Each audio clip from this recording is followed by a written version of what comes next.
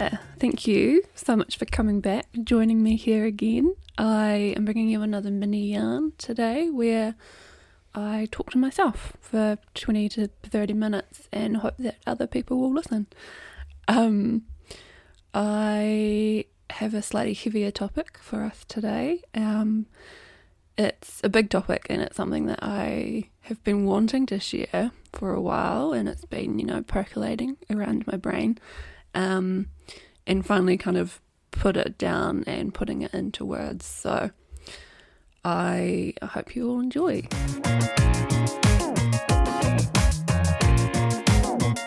I wanted to share about grief and dating. One of those things I wish it was easy to talk to other people about and explain.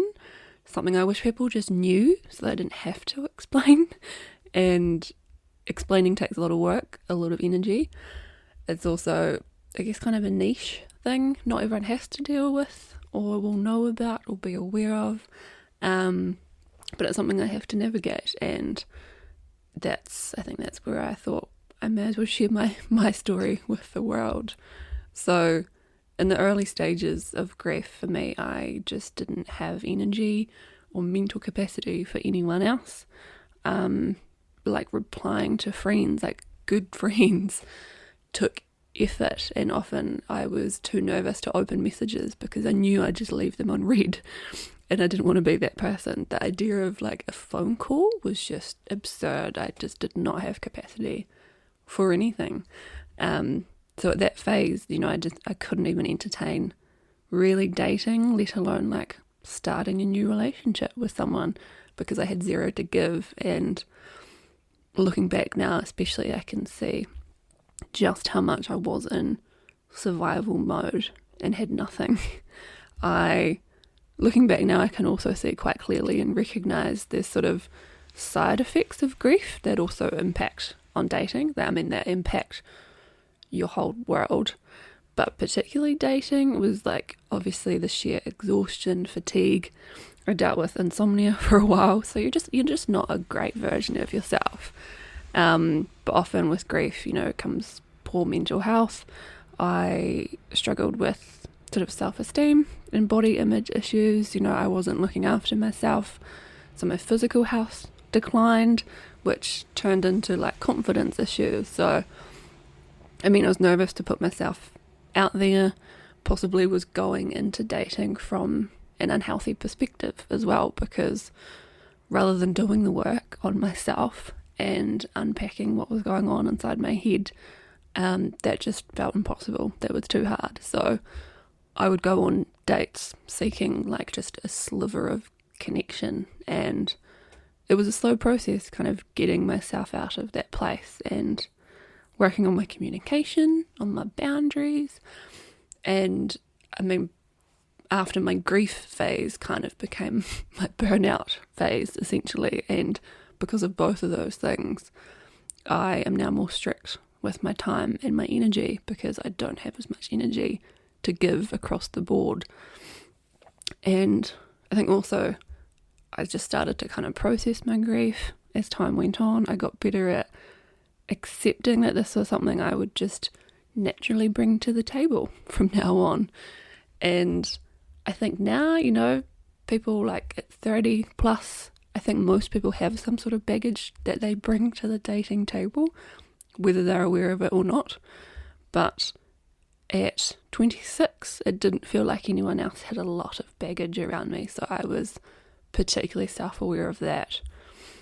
When I did start dating again, I quickly realised that the first date chat had just morphed into this whole new possible source of anxiety, as if I needed more of those. So, you often, particularly if it's a boring date, you go through the standard questions. Where are you from? Where'd you grow up? What school did you go to? What do your parents do? Are you close with your family? All that jazz. And so suddenly these questions about my family that were fairly standard absolutely made me panic. But I was also acutely aware that the other person who was asking me these questions had no idea that they'd walked into a potentially traumatic subject. this is also one of those situations where I would do an internal assessment of deciding how I would answer the question, do I share the full truth, or, you balance that against not wanting to make the other person uncomfortable. And particularly in the early stages of my grief, I would often tiptoe around the subject because I didn't know how to handle other people's awkwardness about it, and it was less about how I felt and more about not wanting to make the other person uncomfortable. So it became exhausting in that moment where a guy asks about your parents. You're trying to decide how much to share. So I often ended up giving quite a vague answer to start off with. And then if they asked follow-up questions, I'd be like, okay, let's just tell them the full truth. And I'm much more comfortable now telling the whole truth from the start because, I have more energy, for one, to actually deal with whatever response I might get if it does make them uncomfortable, but also accept that other people may not know how to respond, and I should stop judging people for that and being okay with explaining it. But I also tell myself now that, if it makes them so uncomfortable, if they're not even willing to learn about this part of me or learn how to deal with grief, then obviously not the right person. It's not going to work anyway. But, it took me crying on a couple of first dates to reach this point now. And part of that, I've also learned that the right person won't be weird about me having emotions. Lots of learning in there. But one of the big things for me was I struggled a lot with the timing. And obviously there's never a good time to experience the death of a parent or a loved one, but I felt a lot of anger, a lot of jealousy about this. I'd put myself in victim mode. I often questioned, why me? Why at this time? I was 26 when my dad died, and for the next sort of 2+ years, I just felt like I was in this dark survival mode that I didn't know if I would emerge from. I was just putting one foot in front of the other and hoping for the best, but I didn't know if anything was ever going to change. And the hard part was during this time, in the second half of your 20s, I watched friends find their person, watched those same people get engaged, watched them get married. I attended so many weddings and I had multiple wedding-related breakdowns, which is so much fun. I'd never been a clear wedding person. I didn't grow up dreaming about the perfect white dress, but I'd always hoped it would happen at some point. And I wasn't to know until I attended 4 weddings in the years following my dad's death that they would be such a trigger for me. It wasn't until I was all dressed up, had the heels on, had the dress, trying to be present in the moment, feeling joy for your friend or family member, and then realizing that I'll never have both parents walk me down the aisle. I'll never have a father-daughter dance. And that really did break me in a very unexpected way, which my friends can attest to. It was tough. I felt so much guilt for this absolutely happy day for my friends, finding their person and celebrating their love, and you're meant to be in celebration mode, and I tried my best. I didn't want to make it about me. I hate it, I don't like things being about me at the best of times. But then sometimes it's just almost impossible to switch off the grief part of your brain and those emotions, and I still find myself navigating this, but I'm incredibly lucky. I had some amazing friends that sat with me in those moments at the weddings. I had friends who anticipated my emotional response before I realised that it was going to happen, and friends that gave me space to feel all of the things. But I also realised that moving forward, it was something I had to be aware of. I'd found a new trigger, but the thing is, it's well, do you not attend friends' weddings because you're worried about having a full-on breakdown? And I realized there's kind of nothing I can do. This is part of me. This is part of my life story now. And trying to bring some kindness back in and figure out what it is in the moment and what I need. The last of those 4 weddings I made through most of the day, and as much as I wanted to stay and dance and have a boogie until whenever the dance floor stopped, I just couldn't. I found myself getting really emotional again, but I'd also been able to hold it in for most of the evening and then quietly took myself home. So it was sort of just learning and then accepting when I was at my capacity and deciding what to do with that. But at my best friend's wedding earlier this year, I survived. I made it through with no grief-related breakdowns. I don't think there were too many other breakdowns, to be fair.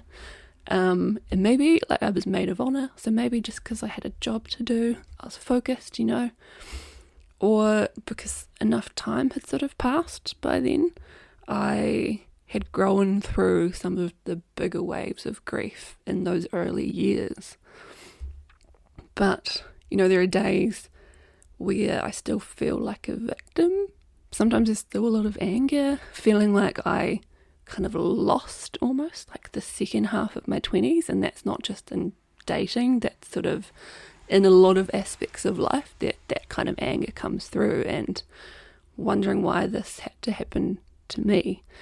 And I see continued engagement announcers posted on social media, or people off traveling the world with their person, and I thought, well, timing wise, if not for my grief, could I have met that person for me during that time frame, and we would now be traveling together, or we would now be engaged, working backwards in time. So it's hard to distance myself from that and accept that the world continued without me while I was kind of under my own grief cloud in survival mode.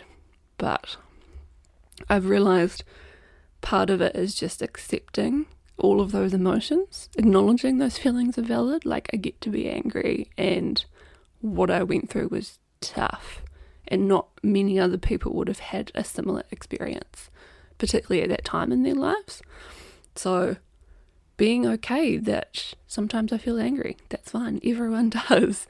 It's just part of this human experience. But then deciding what to do with that and choosing to move forward with self-love and knowing that my own kind of growth and development is going to be nothing but beneficial in finding someone who's going to be my partner in crime and my travel buddy, continuing to work towards bringing a version of myself that feels like no qualms talking about her dead dad on a first date, trusting that I'll find someone that not only doesn't get weird about it, but perhaps can even create space for me to share more.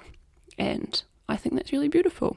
So that's my mini yarn for today. I hope that, maybe it's resonated with some of you. And I think dating can be hard. I mean, it's hard generally, but various forms of trauma or difficult lived experience and mental health concerns, it's hard when you know that on a first date you're going to show up and you have to try and decide how much of your baggage do you hide and how much do you just bring to the table, because life is exhausting enough as it is. So I have tended to take the approach that this is just me and this is my baggage, this is my emotions, and take it or leave it and hope that the right person will be okay with that, but also acknowledging that everyone has some sort of baggage, so it's a mutual thing. I'm okay with your bags and you can be okay with mine. We'll help carry each other's, So I hope this might have resonated, or maybe someone that has been through something similar, is managing with grief, and can help you start to understand what their own experiences might be like. So thank you again so much for being here. If you are enjoying the yarns, then, feel free to get in touch. Give me some feedback, only positive, please, thank you. Rate, review on whatever platform you're listening to, and we'll talk to you later.